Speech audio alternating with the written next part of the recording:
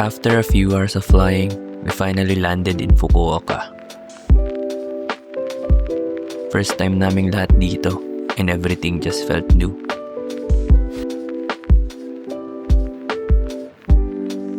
From the airport, nagbus kami, then transferred to the subway. Madali lang kahit first time namin. Tahimik at suabe lang yung biyahe.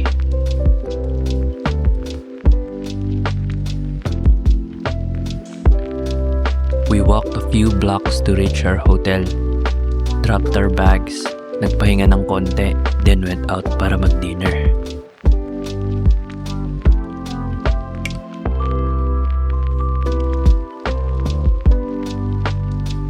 We ended the evening with a simple meal, nothing fancy, just a simple rice bowl and soup. It felt great after a long trip. The next day, we had our breakfast at Cafe de Cree. Ginamit namin yung discount coupons na binigay ng hotel. Sulit din. We walked to Fukuoka Station para i-claim yung tickets namin for the Yanagawa Canal Tour. Sumakay kami ng train sa Platform 3. As usual, tahimik, maayos, and super efficient. Pagbaba namin, sumakay naman kami ng shuttle papuntang Yanagawa Canals.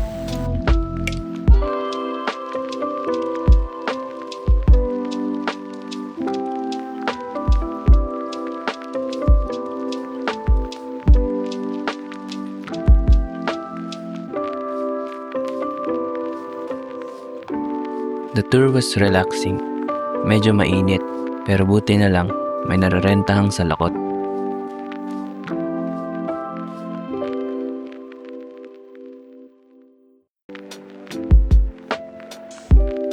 Tahimik lang yung paligid. Maririnig mo lang yung tubig, pagsagwan, ibon at mga insekto. Habang namamangka, nagkikwento lang din yung tour guide about sa trivia sa lugar. Minsan kumakanta din at nagjo-joke.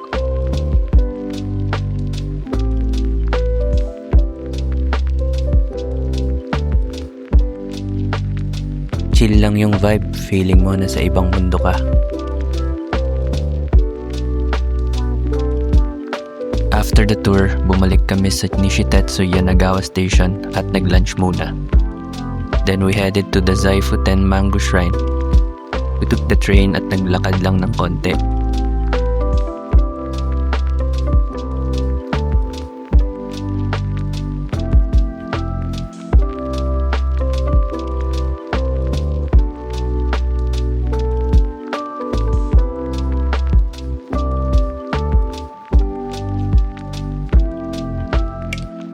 Di na kami masyado nag-ikot, makulimlim na rin kasi. Syempre, di namin pinalagpas yung mochi from Kingberry. Highly recommended. After a long day, bumalik kami sa hotel para magpahinga muna. Tapos lumabas ulit for dinner. Gyukatsu naman this time. Crispy sa labas, tender sa loob. Perfect way to end the day. Di ko na naisipang mag-video pa dito dahil sa gutom. Mahaba din kasi yung pila.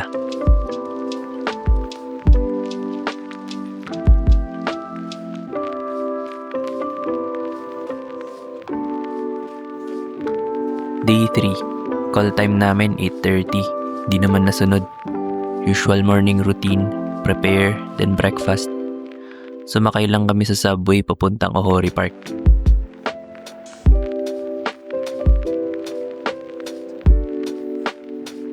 Si Leif, sobrang natuwa sa playground.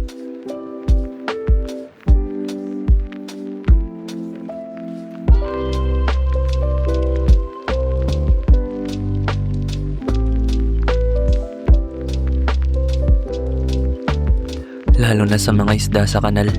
Ang linis kasi ng tubig.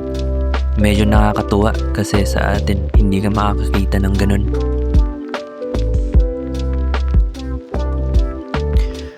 Nag-ikot-ikot lang kami, enjoyed the view. Di na kami nakadaan ng Fukuoka Castle. Medyo napalayo kasi kami at gutom na rin lahat. After lunch, we headed straight to Lalaport. Sumakay kami ulit ng train. we roamed around at nag-shopping. At syempre, di pwedeng palampasin yung gandang park.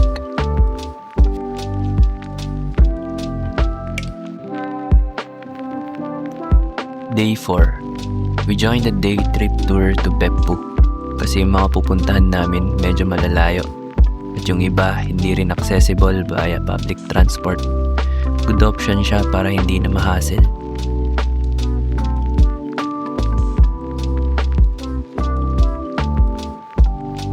First stop namin, Kirin Lake. Tahimik, malamig ang hangin, at sobrang ganda ng view. Parang painting.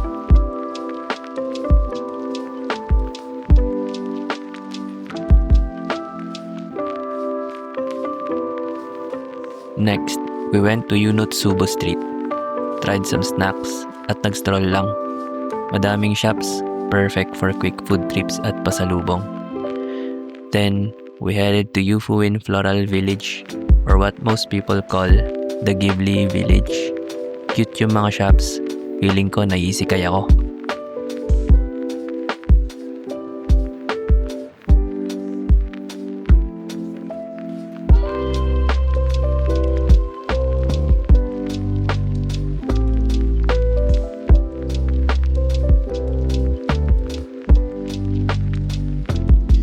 Next stop namin, Kyushu Wildlife Park, or mas kilala bilang African Safari. It's one of the largest wildlife parks in Japan and hindi siya yung typical na zoo. Sa first part ng tour namin, nakabas lang kami. Iikot kayo sa open field where makikita mo yung mga hayop na gumagala freely. Masaya siya kasi halos lahat ng animals dito first time ko makita.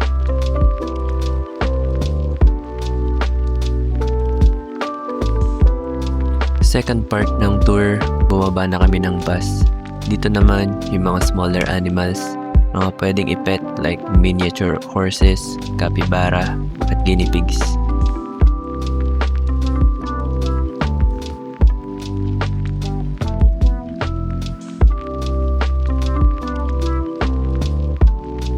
Last stop namin for the day, Umi Jigoku at Kamado Jigoku.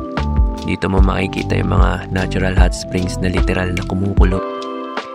May mga pools na color blue, yung iba naman puti. Tapos sobrang init talaga ng singaw. Medyo amoy sulfur sa paligid, pero pagtagal masasanay ka din. Sa Kamado Jigoku, tinry namin yung foot bath. Sa una mainit pero tumagal, relaxing naman siya. Yung sikat din nilang boiled egg tinry namin, yung niluluto mismo sa hot spring water. Sobrang sarap, lalo na yung sauce. Must try.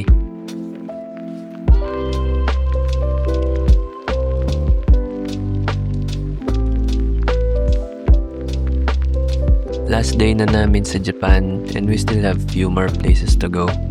First is the Nanzuin Temple. So dito, bawal na yung gumamit ng tripod and mag-video ng matagal. So, here are some still pictures.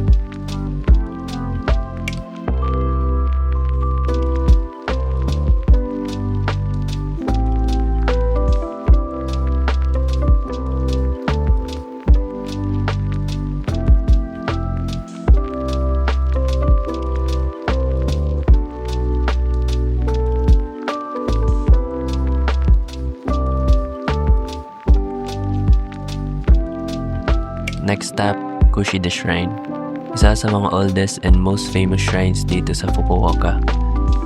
Very peaceful atmosphere, architecture was nice, and a good spot para magpahinga saglit to appreciate the local culture.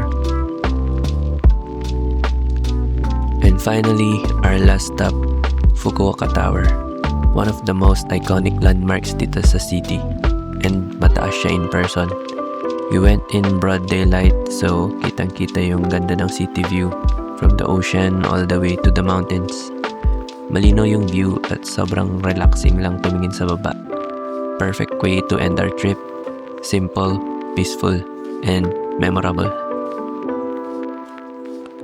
If ever na umabot ka sa part na to, salamat sa panonood and huwag kalimutang mag-subscribe dito sa channel. Peace.